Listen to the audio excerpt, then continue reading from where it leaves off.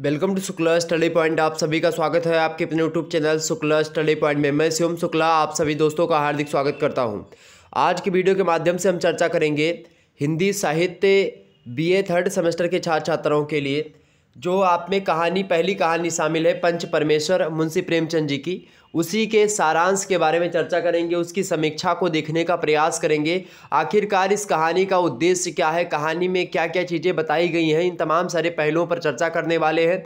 उससे पहले मुंशी प्रेमचंद जी के जीवन परिचय और उनकी महत्वपूर्ण रचनाओं पर भी हम थोड़ा सा फोकस करेंगे, क्योंकि वहाँ से भी प्रश्न एग्जाम्स में आते रहते हैं। ठीक है, तो आपकी परीक्षा चाहे ऑब्जेक्टिव होगी चाहे लिखित होगी, वैसे अधिकतर विश्वविद्यालय में परीक्षा इस बार लिखित होने वाली है, तो आपके लिए बहुत हेल्पफुल होगा, क्योंकि लिखित में प्रश्न नहीं पूछेगा कि मुंशी प्रेमचंद का जीवन परिचय देते हुए पंच परमेश्वर कहानी की समीक्षा दीजिए या पंच परमेश्वर कहानी का सारांश बताइए, ऐसे प्रश्न पूछेगा। या मुख्य रूप से पंच परमेश्वर कहानी का क्या उद्देश्य रहा है, किस समस्या को हल करने के लिए कहानी लिखी गई, मूल उद्देश्य क्या रहा है, ऐसे तमाम सारे प्रश्न आपसे बन सकते हैं। तो उन तमाम सारे प्रश्नों का उत्तर देने के लिए यह वीडियो आप अंत तक अगर देख लेंगे तो आपको बिल्कुल कोई दिक्कत नहीं होगी। एक बार सभी लोग अपने दोस्तों के पास इस वीडियो को शेयर कर दीजिएगा, ताकि आपको पंच परमेश्वर कहानी बड़े अच्छे तरीके से समझ में आ जाए। ओके, आइए हम चर्चा कर लेते हैं कि आखिरकार पंच परमेश्वर कहानी जो है आपकी, इसमें क्या क्या चीज़ें हैं। और उससे पहले थोड़ा सा हम पंच परमेश्वर कहानी के बारे में जानने का प्रयास करेंगे। पंच परमेश्वर कहानी से पहले मुंशी प्रेमचंद जी के जीवन परिचय के बारे में, क्योंकि मुंशी प्रेमचंद जी की पहली कहानी है पंच परमेश्वर। पंच परमेश्वर कहानी जो है ये मुंशी प्रेमचंद जी की कैसे पहली कहानी है, मतलब कि सबसे पहली कहानी जो लिखी मुंशी प्रेमचंद जी ने, वो कौन सी कहानी लिखी भाई? वो पंच परमेश्वर कहानी ही सबसे पहली कहानी विधा का लेखन जो उन्होंने किया, सबसे पहली कहानी हिंदी की उनकी कौन सी है? पंच परमेश्वर कहानी है। तो इसीलिए आपको ये पढ़ना पड़ता है। BA second year third semester में सभी विश्वविद्यालयों में ये कहानी शामिल कर दी गई है, तो आपको चिंता करने की आवश्यकता बिल्कुल भी नहीं है। मोस्ट इंपॉर्टेंट वीडियो है, यहाँ से लगभग 5 नंबर का प्रश्न आपके एग्जाम्स में आएगा, ये बात आप ध्यान रखेंगे। ओके, अगर जीवन परिचय वगैरह भी शामिल कर लेंगे मुंशी प्रेमचंद का और कहानी का सारांश, तो आपका 10 नंबर का प्रश्न भी बन सकता है। तो आपका यह चैप्टर वेरी इंपॉर्टेंट था, इसीलिए हमने इसको जल्द ही बताने का प्रयास किया है। चले, बाकी आपकी क्लासेस तो हो ही रही हैं, और जिन छात्र छात्राओं ने कोर्स ले लिया है उनको तो क्लास आपकी जो है लगभग 10-12 क्लास हो चुकी हैं। बाकी और क्लासेस जो होंगी इसी प्रकार से होती रहेंगी। अब उन पर पूर्ण रूप से फोकस होने वाला है। तो अगर जिनको कोर्स लेना है वो कोर्स भी ले सकते हो। 91 61 93 60, ठीक है, 93 60 62 ये व्हाट्सअप नंबर है, इसी पर आपको व्हाट्सएप करना है। मात्र 100 रुपये का कोर्स है, पूरा का पूरा कोर्स मात्र 100 रुपये में है। आपको 100 रुपये में पूरा कोर्स जो है हिंदी साहित्य का मिलेगा। ठीक है, ये बात आप ध्यान रखेंगे। इसमें आपको लिखित model paper, objective model paper सब कुछ आपको मिलेगा। पीडीएफ नोट्स भी, जैसे जो यहाँ पर पढ़ाया जा रहा है, इसका पीडीएफ नोट्स जो होगा वो उन्हीं बच्चों को मिल रहा है जो कि एक प्रकार से कोर्स लिए हुए हैं। तो पीडीएफ नोट्स के लिए भी आप कोर्स ले सकते हो हिंदी के। ठीक है, और बाकी सब्जेक्ट्स के लिए बाकी फ्री में यूट्यूब पर बिल्कुल हर एक सब्जेक्ट की क्लासेस होंगी, तो उसके लिए आप यूट्यूब ज्वाइन करे रहें। और मिलते हैं। और बाकी जो है टेलीग्राम ज्वाइन कर लीजिए, हमारा इंस्टाग्राम ज्वाइन कर लीजिएगा। इंस्टाग्राम पर आप हमको फॉलो कर लीजिएगा, शुक्ला स्टडी पॉइंट के नाम से ही सर्च कर लीजिएगा। फेसबुक पेज हमारा फॉलो कर लीजिएगा। ओके, तो वहाँ पर भी आपको इन्फॉर्मेशन मिलती रहेगी। जैसे ही आप हमारे इस नंबर पर व्हाट्सएप करेंगे, तुरंत मैं आपको, आप बोलेंगे सर जी हमको हिंदी साहित्य बीए थर्ड सेमेस्टर का कोर्स लेना है, मैं आपके पास एक स्कैनर सेंड करूँगा, QR कोड सेंड करूँगा। उस पर आपको मात्र 100 रुपये पे करके उसका स्क्रीनशॉट लेकर के हमारे पास सेंड कर देना, तुरंत आपको ग्रुप से ऐड कर दिया जाएगा। जो भी क्लासेस अभी तक हुई हैं उसकी प्लेलिस्ट आपको और बाकी PDF सेंड कर दी जाएगी, और उसके बाद में जो भी क्लासेस होंगी उसकी PDF आपको उसमें मिलती रहेगी। ओके, चले, मुंशी प्रेमचंद जी के बारे में बात कर रहा हूं तो उनके जीवन परिचय थोड़ा सा जान लेते हैं। मुंशी प्रेमचंद जी का जन्म हुआ था कब? 31 जुलाई को 1880 ईस्वी में जन्म हुआ था मुंशी प्रेमचंद जी का। स्थान कहाँ पर भाई? लमही में हुआ था। लमही कहाँ पड़ता है? वाराणसी में पड़ता है। लमही में गया हूँ मैं एक प्रकार से व्यक्तिगत स्तर पर, और मुंशी प्रेमचंद जी के घर में गया हूँ, वहाँ पर मैं टहला घूमा हूँ। वो जिस कमरे में बैठ करके रचनाएं लिखा करते थे वो कमरे में भी मैं गया हूँ। मतलब उनके घर में जो पुराना घर है, 2 मंजिले का घर है, एक पुराने मॉडल में बना हुआ है, ऐसे ऐसे करके इस प्रकार से। ठीक है, आप देखेंगे जा करके तो बढ़िया है। और उनके जो है कुआं है जो है उनके द्वार पर, और उनके गांव में एक पोखरा वगैरह है। तो लमही में मैं गया हूँ। वाराणसी में इस समय प्रेजेंट टाइम में हूँ भी। तो वाराणसी जब इनका जन्मदिन था, यानी 31 जुलाई की डेट को, मैं वहाँ पर ही था और सेलिब्रेट कर रहा था। हम लोग गए थे। ठीक है, BHU से बहुत सारे लोग गए थे, तो हम सब 7 लोग जो है वहीं पर, BHU का एक शोध संस्थान भी वहीं पर है। तो ये जो है लमही जो है स्थान है वाराणसी में पड़ता है। और जो मृत्यु हुई थी प्रेमचंद जी की वो हुई थी 8 अक्टूबर को 1936 ईस्वी में। 1936 वह समय था जब इनकी एक कहानी, बड़ी फेमस कहानी है, वो भी प्रकाशित हुई थी। उस कहानी का क्या नाम है भैया? कफन कहानी, जिस पर आपको पता होगा कफन कहानी पर आरोप भी लगाया जाता है कि दलित विरोधी कहानी है। लेकिन कफन कहानी में आप देखेंगे, कफन कहानी पढ़ेंगे तो मुंशी प्रेमचंद जी की जो इतनी भी एक प्रकार से जो भी चीज़ें होंगी, मतलब मुंशी प्रेमचंद जी का एकदम से मंझे हुए कवि के रूप, मतलब मंझे हुए लेखक के रूप में आपके समक्ष आपको दिखाई पड़ेंगे। अर्थात जब आप मुंशी प्रेमचंद जी की पंच परमेश्वर कहानी, जो उनकी पहली कहानी है, उसको पढ़ेंगे और उसके बाद में आप कफन कहानी को पढ़ेंगे, दोनों में आप डिफरेंस अगर देखेंगे तो बहुत अधिक डिफरेंस आपको मिलेगा। एक सपाट कहानी आपको मिलेगी, एक सीधी सरल कहानी है। वैसे इनकी सारी कहानी अगर आप पढ़ेंगे तो समझ में आ जाती हैं, ठीक है। लेकिन फिर भी जो लेखकीय दृष्टि से या फिर हिंदी साहित्य के शैलीगत दृष्टि से या नवीनता की दृष्टि से देखेंगे तो जो वो कहानी आपकी मिलेगी कफन कहानी, उसमें बहुत एक प्रकार से मतलब एकदम से आलोचनात्मक तरीके से भी और समालोचनात्मक तरीके से, समीक्षात्मक तरीके से, मतलब चौतरफा हर एक पॉइंट पर एक प्रकार से मुंशी प्रेमचंद जी ने अपनी नज़रों को फिरोया है। और आप देखेंगे कफन कहानी, मतलब कि जो ये पंच परमेश्वर कहानी है तो आपको पढ़ना ही है। कफन कहानी भी टाइम मिले तो आप गूगल पर सर्च करेंगे तो मिल जाएगी। पंच परमेश्वर कहानी की बात की ये भी गूगल पर आप एक बार सर्च करके पूरी कहानी पढ़ लीजिएगा। बाकी सारांश वगैरह तो मैं समझा दूंगा इस वीडियो के माध्यम से, क्योंकि कहानी उपन्यास ये सब पढ़ाऊंगा अगर मैं एक एक लाइन पढ़ पढ़ करके तो उतना ज़्यादा बेटर तरीके से नहीं होगा, समय केवल नष्ट होगा। आप कम समय में उसको पढ़ सकते हो। आप गूगल पर सर्च करोगे पंच परमेश्वर कहानी, ठीक है, पीडीएफ मुंशी प्रेमचंद, तो तुरंत आ जाएगी। आप उसका पीडीएफ डाउनलोड करके आसानी से आप पंच परमेश्वर कहानी पढ़ सकते हो। या आपने अगर किताब ली होगी तो किताब में आपकी पंच परमेश्वर कहानी है, ठीक है। आप अगर किताब नहीं है तो आप एक सहारा केवल गूगल पर आप पंच परमेश्वर कहानी सर्च करके पढ़ लीजिएगा एक बार, ओके। बाकी मैं सारांश समझा दूंगा तो आपको समझ में आ जाएगा पूरी कहानी, ठीक है। चले तो मुंशी प्रेमचंद जी की बात की जाए, जन्म कब हुआ था? 31 जुलाई 1880 को लमही में हुआ था। वाराणसी में पड़ता है लमही, ठीक है। मृत्यु हुई थी 8 अक्टूबर 1936 ईस्वी को। प्रेमचंद जी की बात की जाए तो इनके बचपन का क्या नाम था? बड़ा फेमस नाम है इनके बचपन का भी। इन प्रेमचंद जी के बचपन का नाम था नवाब राय, ठीक है। क्या नाम था इनका? प्रेमचंद जी के बचपन का नाम नवाब राय इनके बचपन का नाम था। नवाब राय की बात की जाए तो नवाब राय की प्रथम कहानी जो थी नवाब राय की, वो कौन सी थी भाई? इसके दुनिया व हुब्बे वतन। ये एक प्रकार से आप देखते हैं, ये मतलब इनकी कहानी जो थी ये उर्दू में भी लिखा करते थे कहानियाँ, ये बात आप ध्यान रखेंगे, ओके। तो इनकी प्रथम कहानी है नवाब राय की। नवाब राय के नाम से जब ये कहानी लिख रहे थे खास करके उर्दू में, तो इसके दुनिया व हुब्बे वतन नाम की एक प्रकार शीर्षक से कहानी प्रकाशित होती है अप्रैल 1908 ईस्वी में। जमाना एक पत्रिका प्रकाशित हुआ करती थी उस समय। उसी पत्रिका से 1908 में यानी 1908 ईस्वी में अप्रैल के महीने में जो है इसके दुनिया व हुब्बे वतन शीर्षक कहानी का प्रकाशन होता है जमाना पत्रिका से, ये बात आप ध्यान रखेंगे। इनकी प्रथम कहानी संग्रह की बात की है तो प्रथम कहानी संग्रह माने होता है बहुत सारी कहानियाँ इकट्ठे करके एक पुस्तक छाप दी जाती है, उसी को कहते हैं कहानी संग्रह, ठीक है। कई सारी पुस्तकें एक ही विचारधारा की, एक ही शैली की या फिर एक प्रकार से अलग अलग शैली की होती हैं, लेकिन कुछ कहानियाँ एक ही लेखक की होती हैं। उसको जब हम एक पुस्तक के रूप में प्रकाशित करते हैं तो वो होती है एक प्रकार से कहानी संग्रह, ठीक है। इसी प्रकार से निबंध संग्रह भी होता है। कई सारे निबंधों को अगर मिला करके एक पुस्तक छाप दी तो निबंध संग्रह, ठीक है, ये चीजें। अच्छा, उपन्यास संग्रह नहीं आपने नाम सुना होगा, क्योंकि उपन्यास जो होता है एक मोटी पुस्तक खुद ही अपने आप में मोटी पुस्तक होती है। उपन्यास की मोटी मोटी पुस्तकें ही होती हैं, ठीक है, ये बात ध्यान रखेंगे। नाटक संग्रह भी नहीं आपने नाम सुना होगा, क्योंकि नाटक संग्रह अगर लिखेंगे तो बड़ा मोटा मोटा हो जाए, नाटक भी बड़े बड़े होते हैं, ठीक है। एकांकी संग्रह आपने सुना होगा, क्योंकि एकांकियाँ एक अंक के नाटक होते हैं, छोटी छोटी होती हैं। तो ये चीज़ें आपकी बारीकी से थोड़ा सा हिंदी में जानना आपको आवश्यक हो जाता है, ठीक है। तो ये जो कहानी संग्रह है इनका, वो सोजे वतन कहानी संग्रह है। 1908 ईस्वी में कानपुर से प्रकाशित हुई थी ये इनकी कहानी संग्रह।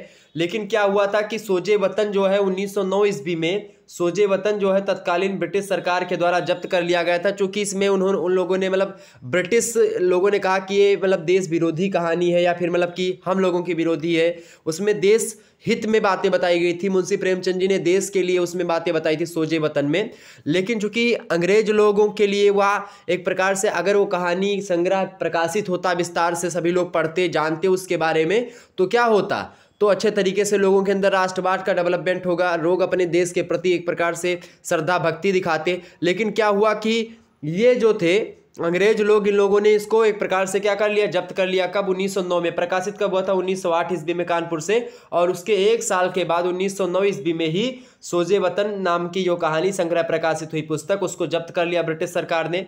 और इसमें सोजे वतन में 5 कहानियां संकलित थीं। कौन कौन सी कहानियां थीं ये थोड़ा सा मैं आपको बताने का प्रयास करता हूं। एग्जाम्स में कभी कभी पूछ लिया आता है। बाकी आपकी आने वाली परीक्षा, जैसे कि आपकी जो भी परीक्षा होगी उसके लिए बहुत हेल्पफुल होगा। चाहे आप टीजीटी पीजीटी की परीक्षा देंगे आने वाले समय में, चाहे आप नेट जेआरएफ की परीक्षा देंगे, उसके लिए भी बहुत महत्वपूर्ण होगा ये। ठीक है, तो इसमें 5 कहानियां संकलित हैं। कौन कौन सी कहानियां हैं भाई? पहली कहानी है इसके दुनिया व हुब्बे वतन। ठीक है, सांसारिक प्रेम और देश प्रेम को लेकर के कहानी है इसके दुनिया व हुब्बे वतन, पहली कहानी बोली जाती है इनकी। इसके अलावा दुनिया का सबसे अनमोल रतन, ये भी एक कहानी है। इसके अलावा यही मेरा वतन है, ये भी इनकी एक कहानी इसमें शामिल थी, तीसरी कहानी। चौथी कहानी थी शेख मखमूर। शेख मखमूर भी एक कहानी है जो कि सोजे वतन कहानी संग्रह में संकलित थी। इसके अलावा सिल ए मातम, ये भी कहानी थी जो कि इनके कहानी संग्रह सोजे वतन में संकलित थी। ये शोक का पुरस्कार भी कहा जाता है इस कहानी को, सिल ए मातम को इस पर शोक का पुरस्कार भी मिला। तो सिल ए मातम कहानी को छोड़ करके शेष चारों कहानियां भावात्मक स्तर पर राष्ट्रीय चेतना से अनुप्राणित थी और इसीलिए एक प्रकार से इस कहानी संग्रह को ही जब्त कर लिया गया था ब्रिटिश सरकार के द्वारा। ठीक है, क्लियर हो गई बातें? आगे समझने का प्रयास। मुंशी प्रेमचंद जी के बारे में ये सारी चीज़ें अगर आप जान लेंगे, निश्चित तौर पर आपकी परीक्षा में जो भी प्रश्न पूछा जाएगा आप आसानी से उन प्रश्नों के उत्तर दे पाएंगे। ठीक है, अगला पॉइंट, हिंदी में प्रेमचंद जी की बात की जाए तो यह नाम दयाराम मतलब कि दया नारायण साहनी निगम ने दिया था इनको, प्रेमचंद जी को, हिंदी में खास करके जब इन्होंने हिंदी में रचनाएं लिखनी प्रारंभ करी। उससे पहले इनको नवाब राय के नाम से, उससे पहले उनको धनपत राय भी कहा जाता था इनको। ठीक है, क्या कहा जाता था भाई? धनपत राय भी कहा जाता था इनको, मुंशी प्रेमचंद जी को। तो एक प्रकार से इनके कई सारे नाम थे। ठीक है, नवाब राय के नाम से उर्दू में रचनाएँ लिखा करते थे। तो कुल मिलाकर के ये मुंशी प्रेमचंद जी के बारे में अगर बताऊँ तो सभी को पता ही होगा, इनकी बहुत सारे उपन्यास हैं और इनके उपन्यासों की बात की, रंगभूमि, कर्मभूमि, गबन, गोदान, मानसरोवर, करबला, ये सब इनके जो है, सेवा सदन और गोदान तो इनका उपन्यास सबसे ज़बरदस्त उपन्यास है। ठीक है, तो इस प्रकार से इन्होंने बहुत सारी चीज़ें ख्याति प्राप्त करी हिंदी साहित्य में। आप देखते हैं युग इनके नाम पर प्रेमचंद युग बन गया। प्रेमचंद युग, आप गद्य में अगर हिंदी गद्य आप लोग अगर पढ़ रहे हैं तो मैंने आपको बताया होगा प्रेमचंद, जब मैं खास करके जो है उपन्यास के बारे में, कहानी के बारे में, जब हमने कहानी का एक प्रकार से वर्गीकरण किया था या कहानी के बारे में मैंने उसका युग निर्धारण किया था, तो मैंने बताया था एक तो प्रेमचंद से पूर्व कहानियाँ लिखी जा रही थी, उन कहानियों को एक युग, प्रेमचंद पूर्व कहानियाँ, पूर्व प्रेमचंद्र युग की कहानियाँ।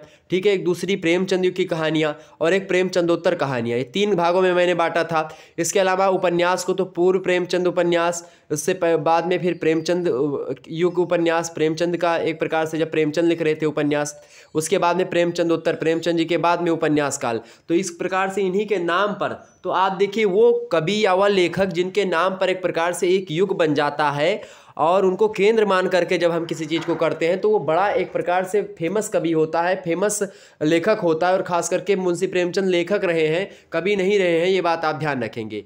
ठीक है, तो बात की जाए इनका जो है, इनको नाम किसने दिया प्रेमचंद भाई हिंदी में? तो दया नारायण साहनी निगम ने इनको नाम दिया था प्रेमचंद हिंदी में। ठीक है, और मतलब प्रेमचंद नाम से इनका पहला संकलन जो है संग्रह सप्त सरोज प्रकाशित होता है 1917 ईस्वी में हिंदी में। ठीक है, बाकी उससे पहले जो ये अभी सारी चीज़ें आपने उर्दू में प्रकाशित हुई थी। प्रेमचंद नाम से उनकी पहली कहानी बड़े घर की बेटी 1910 ईस्वी में प्रकाशित होती है। ठीक है, और कुछ आलोचक प्रेमचंद के पंच परमेश्वर 1916 ईस्वी को ही इनकी प्रथम कहानी मानते हैं एवं अंतिम कहानी कफन 1936 को मानते हैं। और इसी आधार पर प्रेमचंद युग जो बना वो 1916 ईस्वी से लेकर के 1936 यानी ये लगभग 20 साल का जो समय रहा है, इसी को प्रेमचंद युग के नाम से गद्यकाल में जानते हैं। कौन कितने? 1916 से लेकर के 1936 ईस्वी का जो समय है इसको प्रेमचंद युग के नाम से जानते हैं। क्यों जानते हैं प्रेमचंद युग के नाम से? चूँकि इसी समय प्रेमचंद ने एक प्रकार से मुख्य रूप से रचनाएं बहुत सारी लिखी हैं। तो कुछ विद्वान जो है 1916 ईस्वी में लिखित कहानी पंच परमेश्वर जो आपके पाठ्यक्रम में संकलित है, इसको हिंदी की मतलब कि प्रेमचंद जी की हिंदी की पहली कहानी मानते हैं। और 1936 में लिखी गई कहानी अंतिम कहानी कफन को मानते हैं, और इस आधार पर 1916 ईस्वी से लेकर के 1936 ईस्वी के समय काल को प्रेमचंद युग के नाम से जाना जाता है हिंदी साहित्य में, गद्य काल में। ठीक है, क्लियर। लेकिन कुछ विद्वान जो हैं उनकी पहली कहानी बड़े घर की बेटी बताते हैं, जो कि 1910 ईस्वी में ही प्रकाशित हो चुकी थी। ठीक है, क्लियर। तो एक प्रकार से ये थोड़ा सा मतभेद रहा है विद्वानों में, लेकिन फिर भी अगर आप देखेंगे तो जो है इनकी लगभग, प्रेमचंद ने लगभग कितनी कहानियां लिखी भाई, लगभग 300, मतलब कि 30 कहानियां, यहाँ पर गड़बड़ लिख गया, 300 कहानियां लिखने का प्रयास किया है। प्रेमचंद की लगभग कितनी कहानियां भैया, प्रेमचंद की लगभग 300 कहानियां हैं। 300 कहानियां इन्होंने लिखी प्रेमचंद जी ने, और ये कहानियां जो है इनकी मानसरोवर शीर्षक से 8 भागों में प्रकाशित हैं। चूंकि एक भाग में प्रकाशित होती तो बहुत मोटी किताब हो जाती, शायद वो ना प्रकाशित हो पाती उतनी मोटी किताब, और कोई पढ़ने के लिए खरीदता भी नहीं, तो इसीलिए ये 8 भागों में प्रकाशित हुई। चूंकि 300 कहानियों को अगर इकट्ठा रखना है तो एक बड़ी स्तर पर एक प्रकार से चीज़ें करनी होगी, तो 8 भागों में बटा है मानसरोवर नाम का जो शीर्षक है। मानसरोवर शीर्षक से 8 भाग हैं, मानसरोवर भाग 1, मानसरोवर भाग 2, इस प्रकार से इनकी 300 कहानियाँ इसी मानसरोवर नाम के शीर्षक कहानी संग्रह में, जो 8 भागों में विभाजित है, इसी में एक प्रकार से संकलित हैं। प्रेमचंद जी ने लिखा कि सबसे उत्तम कहानी की परिभाषा को देते हुए प्रेमचंद जी ने कहा कि सबसे उत्तम कहानी वह होती है जिसका आधार किसी मनोवैज्ञानिक सत्य पर आधारित होता है। बहुत इंपॉर्टेंट कथन है, सबसे उत्तम कहानी वह होती है जिसका आधार क्या होता है, किसी मनोवैज्ञानिक सत्य पर आधारित होता है। तो प्रेमचंद जी की आप देखते हैं कहानियाँ बहुत सारी ऐसी मिलेंगी जो कि एक प्रकार से मनोवैज्ञानिक सत्य पर आधारित होंगी, आदर्शात्मक और नैतिकता उसमें कूट कूट कर भरी होगी। ठीक है, आगे देखें। प्रेमचंद जी की आरंभिक कहानियों में आदर्श और नैतिकता का गहरा प्रभाव आपको दिखाई पड़ेगा। वे हिंदी के पहले राजनीतिक कथाकार माने जाते हैं, मतलब कि प्रेमचंद जी। ठीक है, और प्रेमचंद जी ने हिंदी कथा साहित्य में आमूल-चूल परिवर्तन किया। प्रेमचंद ने कथा साहित्य को मनोरंजन और उपदेश के जो है सस्ते धरातल से ऊपर उठा करके उसे सामाजिक यथार्थ के ऊंचे आसन पर प्रतिष्ठित किया।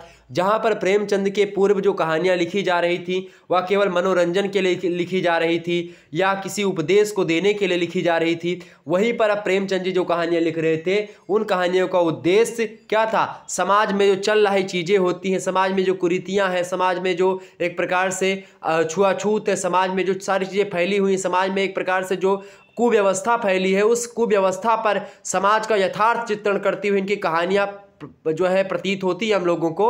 और इस प्रकार से इन्होंने प्रतिष्ठित किया कहानी को, एक सामाजिक यथार्थ के ऊंचे आसन पर बैठाने का प्रयास किसने किया सबसे पहले, तो प्रेमचंद जी ने किया। इसीलिए इनको कथा सम्राट भी, उपन्यास सम्राट भी कहा जाता है मुंशी प्रेमचंद जी को। ठीक है, आगे बढ़ते हैं।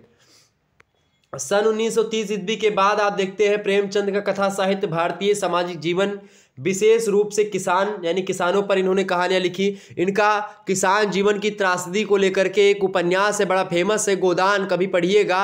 किसान जीवन की एक प्रकार से ऋणग्रस्तता से जूझता हुआ होरी, और एक प्रकार से किस प्रकार से होरी धनिया के बीच में बातें चलती हैं, और पूरा एक प्रकार से वो उपन्यास आप पढ़ेंगे तो बहुत अच्छे तरीके से आपको पता चलेगा उपन्यास के बारे में। मुंशी प्रेमचंद जी का अगर उपन्यास आप पढ़ लेंगे तो मुंशी प्रेमचंद जी के मंतव्यों को आप समझ जाएंगे, और पूर्ण रूप से इनकी जो है एक प्रकार से लेखक की जो शैली है वो पूर्ण रूप से इसमें आकर के गोदान में उभरी। हालांकि गोदान लंबा उपन्यास है, अगर कोई अन्य कवि लिखता तो गोदान हो सकता था 60 में हो सकता था, लेकिन गोदान एक प्रकार से कहा गया कि खिंचाव ज़्यादा उसमें गोदान में। आलोचक लोग कहते हैं कि गोदान थोड़ा सा एक प्रकार से मुंशी प्रेमचंद जी ने उसको और बढ़ा चढ़ा करके लिखा है। हालांकि मतलब कि बहुत ज़्यादा शब्दों में, कम शब्दों में भी लिखा जा सकता था गोदान, लेकिन फिर भी मुंशी प्रेमचंद जी का जो गोदान उपन्यास है निश्चित तौर पर बहुत ही ज़बरदस्त उपन्यास है। यूपीएससी के सिलेबस में भी उसको रखा गया है, यहाँ तक कि बीएचयू के यमए में जब आप जाएंगे और बीएचयू के सिलेबस में भी आपको गोदान उपन्यास पढ़ना पड़ेगा। ठीक है, तो किसान जीवन की त्रासदी का वर्णन है।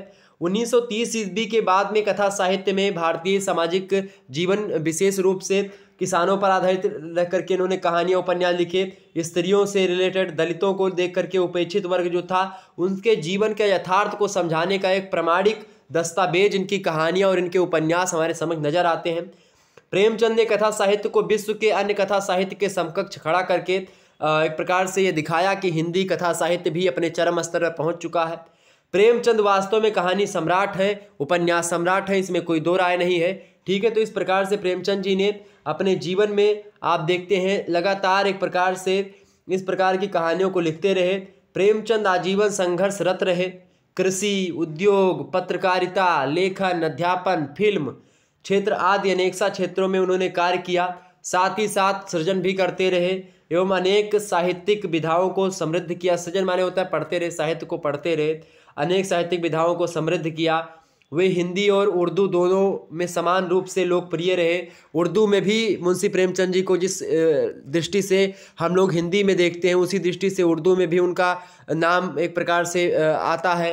और इसके अलावा आप देखेंगे शरत चंद्र जैसे कथा शिल्पी ने उन्हें उपन्यास सम्राट की संज्ञा भी दे दी है। तो आपसे एग्जाम में पूछता है कि किसने जो है उपन्यास सम्राट कहा मुंशी प्रेमचंद जी को, तो शरत चंद्र जी ने कहा। किसने कहा? शरत चंद्र चटर्जी ने कहा। ओके, क्लियर हो गई चीज़ें। तो एक प्रकार से शरत चंद्र ने उनको क्या कहा? उपन्यास सम्राट कहा। और निश्चित तौर पर मुंशी प्रेमचंद जी उपन्यास सम्राट है, इसमें कोई दो राय नहीं है। अब इनकी जो कहानी है खास करके जो आपके पाठ्यक्रम में संकलित है पंच परमेश्वर, पंच परमेश्वर कहानी की बात की जाए तो पंच परमेश्वर कहानी जो है इसमें मुख्य रूप से दो पात्र आपको दिखाई पड़ेंगे, लेकिन फिर भी और उनके दो पात्र क्या और भी दो तीन पात्र मिलेंगे, लेकिन मुख्य रूप से अलगू चौधरी और जुम्मन मियाँ यानी जुम्मन शेख के इर्द गिर्द पूरी कहानी आपको घूमती हुई दिखाई पड़ेगी। जुम्मन शेख और अलगू चौधरी गाढ़ी मित्रता में रहते हैं और सबसे पहला वाक्य ही शुरू होता है कि जुम्मन शेख और अलगू चौधरी में गाढ़ी मित्रता थी, सांझे में खेती होती थी, कुछ लेन देन में भी साझा था, एक को दूसरे पर अटल विश्वास था। जुम्मन जब हज करने गए तो वह अपना घर अलगू को सौंप गए थे और अलगू जब कभी बाहर जाते तो जुम्मन पर अपना घर छोड़ देते। उनमें खान पान का व्यवहार था, न धर्म का नाता, न केवल विचार मिलते थे उन लोगों के। मित्रता का मूल मंत्र यही होता है कि विचार मिले आपके, ठीक है, और धर्म और जाति या ये सब मतलब उतना ज़्यादा मैटर नहीं करता मित्रता में। तो एक प्रकार से मित्रता की मिसाल को कायम करने वाली यह कहानी आपके पाठ्यक्रम में संकलित है। मित्रता की एक प्रकार से वास्तविक धरातल पर तो खरी उतरती ही कहानी, इसके अलावा नारी सशक्तिकरण पर भी ध्यान दिया गया इस कहानी में, ये बात भी ध्यान रखेंगे। तो पहली बात यानी मित्रता यानी दोस्ती के एक प्रकार से जो है मापदंडों पर खरी उतरती कहानी। दूसरी बात कि नारी सशक्तिकरण को ध्यान में रख करके एक इस कहानी का प्रणयन यानी कि मुंशी प्रेमचंद जी ने किया, ठीक है, ये बात भी ध्यान रखेंगे। और एक प्रकार से यहाँ पर तीसरी बात ये है इस कहानी की विशेषता कि इस कहानी में पंच परमेश्वर को सर्वोपरि माना गया है। अलगू चौधरी और जुम्मन शेख के बीच में भले ही एक प्रकार से दुश्मनी हो जाती है बाद में, लेकिन फिर भी एक दूसरे पर विश्वास रहता है कि भाई अगर, और बाद में करके एक प्रकार से जो है जब क्या होता है कि जुम्मन शेख और अलगू चौधरी एक प्रकार जुम्मन ने न्याय का पक्ष लिया और अलगू चौधरी के पक्ष में निर्णय सुनाया, तो जुम्मन शेख और अलगू चौधरी के अंतर्मन में फिर से एक दूसरे के प्रति जो घृणा का भाव था वो खत्म हो जाता है और दोनों लोग गले मिलते हैं। यानी न्याय, चाहे वो मित्र के प्रति न्याय हो, लेकिन न्याय के मामले में मित्रता ध्यान नहीं रखी जाती, अर्थात न्याय सर्वोपरि होता है। कहा नहीं जाता कानून अंधा होता है। कानून अंधा इसलिए नहीं होता है कि आप कानून के समक्ष अगर कोई गलत कर्म कर रहे हैं तो वो आप कानून वो देख नहीं रहा है, कानून उसको देख ये नहीं देखता। कानून आपके गलत कर्मों को तो देखता है, लेकिन कानून ये नहीं देखता है कि सामने मेरा बप्पा खड़ा है या मेरा भाई खड़ा है या मेरा जीजा खड़ा है, मेरा फूफा खड़ा है, ये कुछ नहीं देखता है, ठीक है। यानी कानून जो होता है सबकी दृष्टि में एक प्रकार से मतलब ये नहीं देखता कि कोई ये पुलिस वाला है या फिर ये जज है। किसी को भी एक प्रकार से अगर उसने गलत कर्म किया है, कुकर्म किया है, तो उसको उसके हिसाब से जो आईपीसी में, इंडियन पीनल कोड में, ताजराती हिंद दफ़ा जो भी लिखी हुई है, यानी कि जो भी एक प्रकार से भारतीय दंड संहिता में जो धाराएँ हैं उन धाराओं के उल्लंघन के खिलाफ अगर कोई एक प्रकार से दंड के प्रावधान है तो उस व्यक्ति को दंड दिया जाता है। तो ये एक प्रकार से कानून, तो एक प्रकार से न्याय की पराकाष्ठा पर ये कहानी एक प्रकार से खरी उतरती है, इसमें कोई दो राय नहीं है। पंच परमेश्वर एक प्रकार से भगवान की श्रेणी में माने जाते हैं, ये भी एक विशेषता है इसकी। तो कुल मिलाकर के आप ये देखें कि यह कहानी एक प्रकार से मुख्य रूप से यथार्थ, सामाजिक जीवन के यथार्थ से जुड़ी हुई कहानी रहती है और जीवन के समस्त पहलुओं को ध्यान में रखते हुए कहानी के थोड़ा सा सारांश को जानने का प्रयास करते हैं। फिर कहानी एक प्रकार से, कहानी में क्या होता है कि अलगू चौधरी और जुम्मन शेख मित्र होते हैं। जुम्मन के पिताजी हैं जुमराती, वो शिक्षा देते हैं यानी कि गुरु होते हैं। अलगू जो है गुरु की बहुत सेवा करते हैं। चूँकि अलगू को पढ़ाई लिखाई तो उतनी आती नहीं है। अलगू के पिताजी भी कहते हैं कि तुम जो है गुरु जी की सेवा पाती करोगे तो गुरु जी का आशीर्वाद मिलेगा तो पास हो जाओगे। यानी कि अलगू पढ़ने लिखने में उतना ज़्यादा नहीं है। अलगू ने खूब जो है रकाबियाँ मांझी, खूब प्याले धोए और उनका हुक्का एक क्षण के लिए विश्राम न लेने पाए। इस प्रकार से गुरु जी के लिए हर वो काम किया करते थे। अलगू जो है खास करके आधे घंटे तक किताबों से अलग, एक प्रकार से आप देखते हैं चिलम जो होती थी, प्रत्येक चिलम अलगू को आधे घंटे तक किताबों से अलग कर दिया करती थी। और अलगू के पिताजी जो थे पुराने विचारों के थे। अलगू चौधरी एक प्रकार से धनी थे और एक प्रकार से वही वो कहते थे कि गुरु जी की जितनी सेवा करोगी उतनी शिक्षा तुमको मिलेगी। पढ़ना पढ़ाना तो अपने अलग स्तर पर होता है, लेकिन अगर आप गुरु जी की सेवा करोगे तो पास हो ही जाना है, अच्छे तरीके से ज्ञान मिलेगा, ये बात है। तो कहानी के थोड़ा सा इसके जो है सारांश को जानने का प्रयास, आपको समझाने का प्रयास करता हूँ।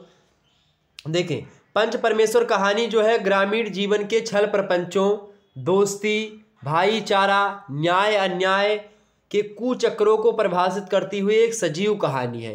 अर्थात इसमें जो ग्रामीण जीवन के छल प्रपंच होते हैं उसको भी दिखाया गया कहानी में, चाहे वो बैल वगैरह बेचा गया हो, ठीक है वो। इसके अलावा दोस्ती अलगू चौधरी और जुम्मन शेख के बीच, भाईचारा भी, और इसके अलावा न्याय अन्याय। एक प्रकार से जब वो गद्दी पर बैठता है तो उसके बाद में ये नहीं देखता है कि भाई कौन मित्र है, कौन अपने घर का है, कौन दूसरे घर का है।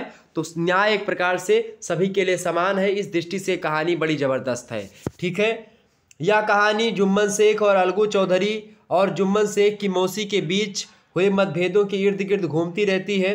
जुम्मन शेख अपने वाकजाल में अपनी मौसी को उलझा करके उसकी ज़मीन क्या करते हैं, अपने नाम लिखवाते हैं। जुम्मन शेख जो हैं ये एक प्रकार से उनकी जो मौसी होती है, उनकी खाला होती हैं, उनसे उनको बहला फुसला करके जुम्मन शेख जो होता है अपनी ज़मीन को, मतलब मौसी की ज़मीन को अपने नाम लिखवा लेता है। फिर अपनी मौसी का तिरस्कार करने लगता है और इस मामले को मौसी पंचायत के सम्मुख ले जाती हैं और पंच के रूप में मौसी अलगू को चुनती हैं। अलगू चौधरी एक प्रकार से जो कि इनका मित्र है।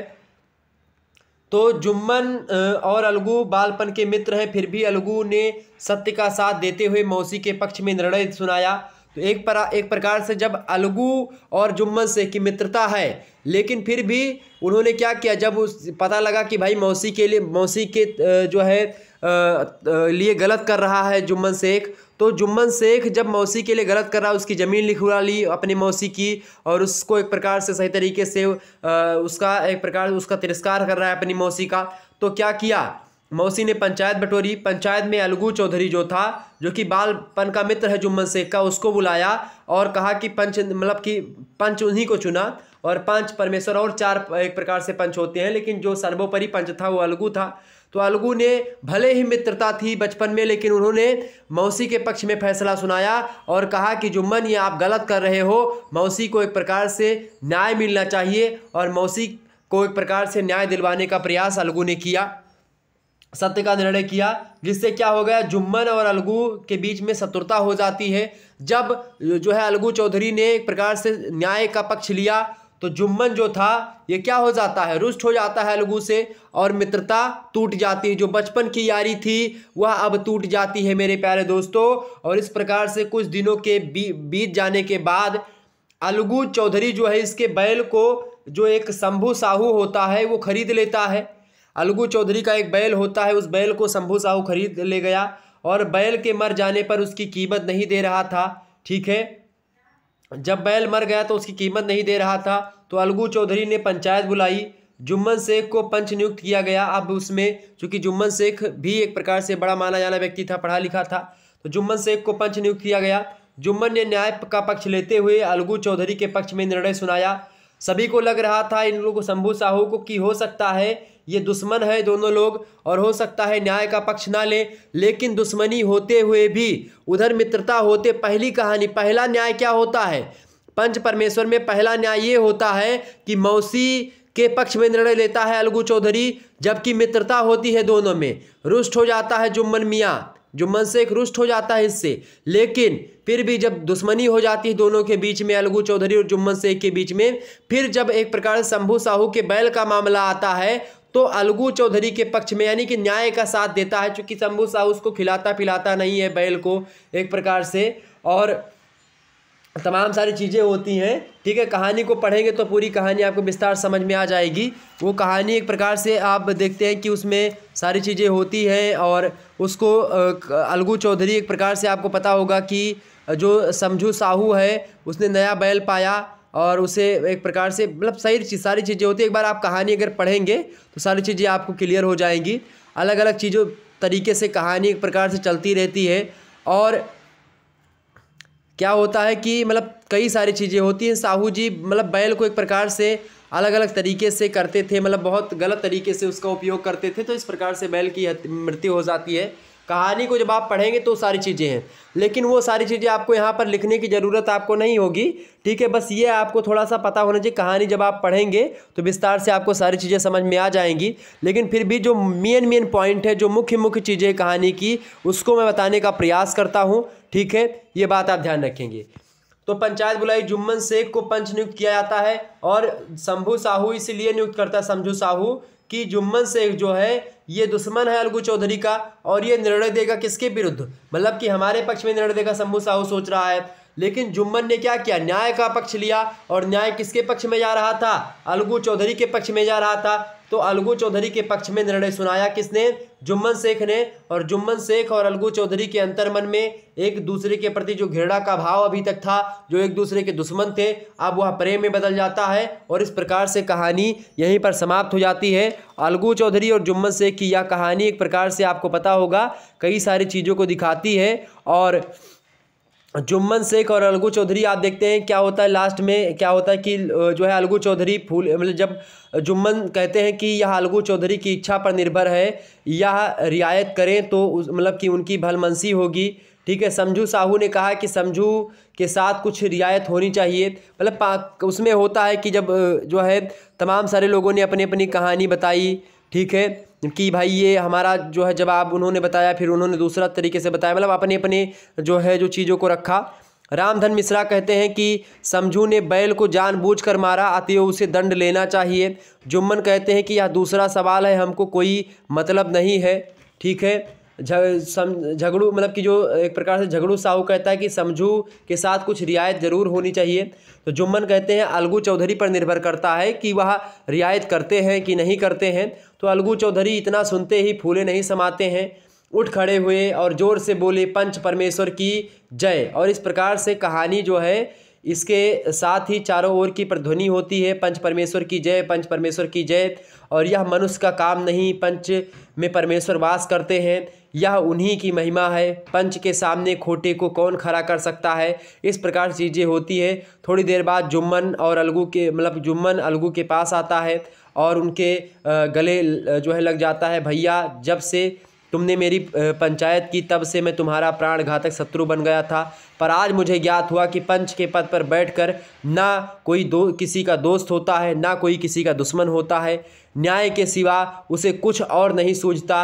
आज मुझे विश्वास हो गया कि पंच की जुबान से खुदा बोलता है। अलगू रोने लगता है और इस पानी से दोनों के दिलों का एक प्रकार से जो मैल होता है आंसू से वो धुल जाता है। मित्रता की मुरझाई हुई जो लता होती है, जो बंवर होती है, वो फिर से हरी भरी हो जाती है। तो इस प्रकार से कहानी का अंत यहीं पर हो जाता है। तो कुल मिलाकर के जो है ये कहानी ये दिखाती है, ये कहानी ये एक प्रकार से बताती है कि जो है पंचायत में चाहे आपका कोई शत्रु हो चाहे मित्र हो, कहानी यह सिखाती है कि न्याय का पक्ष हमेशा लेना चाहिए। पंच परमेश्वर में भगवान का वास होता है और इस प्रकार से यह कहानी एक प्रकार से ना केवल एक पंच परमेश्वर की कहानी है, जबकि महिला सशक्तिकरण की भी कहानी है।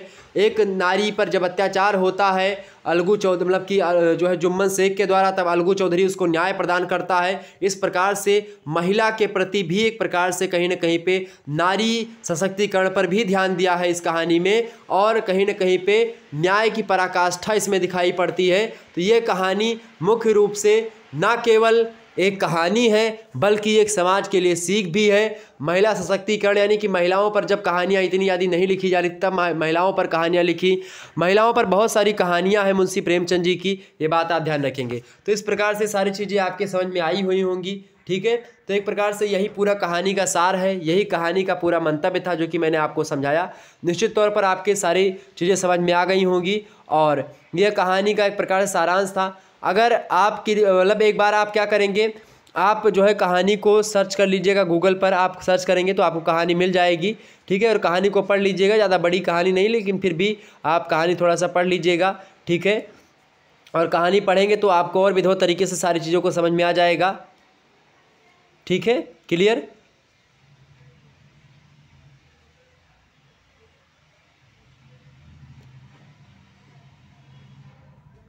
तो आपको बस ये कहानी थोड़ी सी पढ़ लेनी है और कहानी को पढ़ने के बाद में आपको सारी चीज़ें और अच्छे तरीके से समझ में आ जाएंगी। तो एक बार अभी जा करके गूगल पर आप सर्च करेंगे जो है ये पंच परमेश्वर कहानी और आप पढ़ लीजिएगा। इसके बाद में जो अगली कहानी आपकी पाजेब, उसके बारे में चर्चा करेंगे। फिर अगली कहानी जो आपकी आएगी उसके बारे में चर्चा करेंगे, ठीक है। पाजेब के बाद में गैंग्रीन कहानी यज्ञ की है, फिर पर्दा कहानी यशपाल की है, तीसरी कसम कहानी रेणु की है, पिता कहानी ज्ञानरंजन की है। तो इन सभी कहानियों के बारे में चर्चा करते हुए हम आगे बढ़ेंगे और चीज़ों को आपको बताने का प्रयास करेंगे, ठीक है। मिलते हैं फिर नेक्स्ट वीडियो में, तब तक के लिए जय हिंद जय भारत।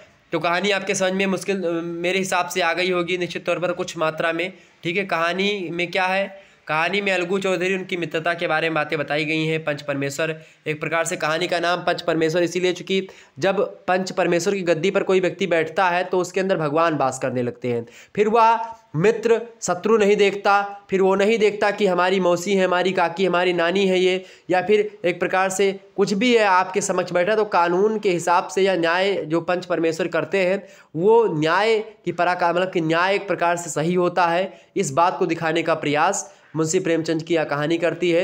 उधर जो एक प्रकार से जुम्मन शेख की जो मौसी होती हैं उनको भी न्याय मिलता है, तो एक प्रकार से वहीं से दुश्मनी शुरू हो जाती है।